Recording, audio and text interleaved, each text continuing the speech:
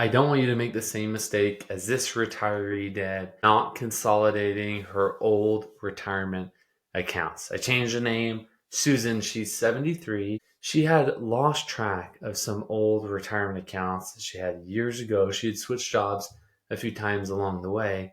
And the problem was she missed an RMD, a required minimum distribution, which caused her to pay penalties and a good chunk in taxes that she didn't otherwise have to pay had she done a little bit of planning and a little consolidating beforehand. So the key takeaway is consolidate not only for simplicity, but also to maximize your investment gains. Let me give you a little bit more of the story here.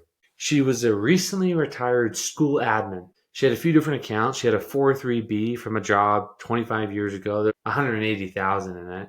She had a 401k from another job 10 years ago, another 130,000. She had a traditional IRA that she opened up with a bank. The teller tried to sell her on the IRA and they put her in some garbage investments. Nonetheless, 75,000 in there. And then a newer 401k from her most recent job that she just rolled over. There's 200,000 there. So she's got a little here and a little there. The goal was to start withdrawals in retirement to generate income, to generate cash flow for her while keeping things simple and manageable. She did not want complexity. She was a school admin. She dealt with teachers and parents and kids, and she just wanted a simple, stress-free retirement. At 73, you can understand you probably want the same thing there. Over her 40-year long career, she worked at 5 different employers, different school districts and organizations.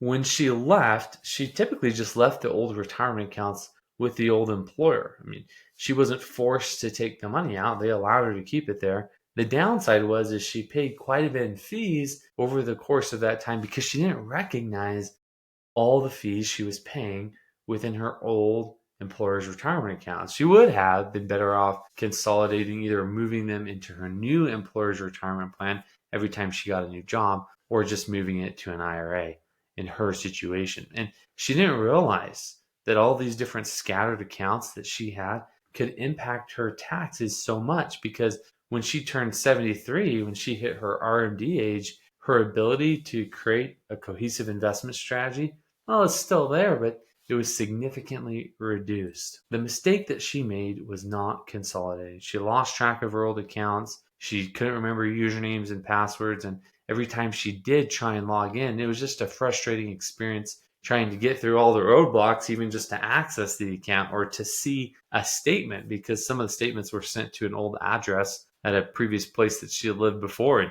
she was just difficult to track down. I mean, life got the best of her at that point. She missed out on better investment opportunities because some of her old employer's retirement plans, the investments that she originally purchased, they had moved her into different investments as they changed the investment lineup. It's not uncommon for your employer's retirement plan to mix it up from an investment standpoint. If there's poor performing investments, or listen, how they describe poor varies quite a bit.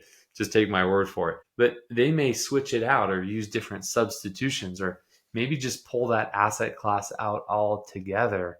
And she didn't know that all this was happening because she just wasn't keeping tabs on it. I mean, she was raising a family and she was a school admin. There's a lot going on there. She accidentally missed an old RMD from one of her old 403B accounts.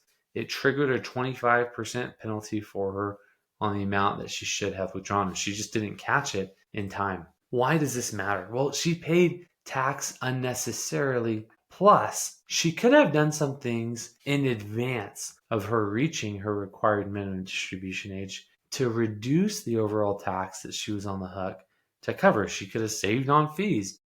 And her investment approach was weak. She didn't have a consolidated investment thesis. Like, she had stocks and accounts where she should have had bonds, and vice versa. With some retirement accounts, you want the growth oriented investments in them because they grow tax free or they get special tax treatment. And then others, where it's ordinary income tax treatment when it comes out, you want to have maybe more conservative or fixed income type investments there. And fewer accounts at the end of the day just means less headache. Plus, on one of them, She was married before. This is her second marriage that she's on now. Her husband just recently passed away, so she's single. But from the first marriage, on one of those retirement accounts, she had her ex-husband listed as the primary beneficiary on that account. Luckily, we caught it in time before she passed away. But what would have happened is her first husband, the ex-husband, would have received that retirement account, and she forgot that the beneficiary was named there.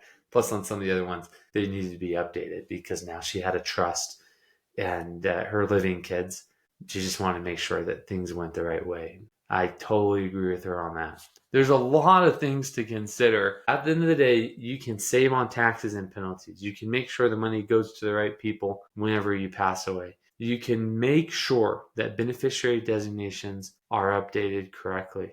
But it can be tough if you've worked a lot of different jobs and you've got retirement accounts all over the place and you don't have a cohesive investment strategy to really succeed and take full advantage of the money that you've saved. I mean, this is her life savings we're talking about, and she's kind of keeping it on the back burner, unfortunately. Thankfully, we caught it.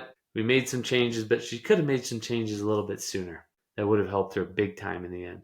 My name is Rizik. I'm a financial advisor, CPA, and certified financial planner. If you enjoyed this, you're going to love my new book, Finance on the Fly: Simple Strategies to Build Lasting Wealth. Check it out on Amazon.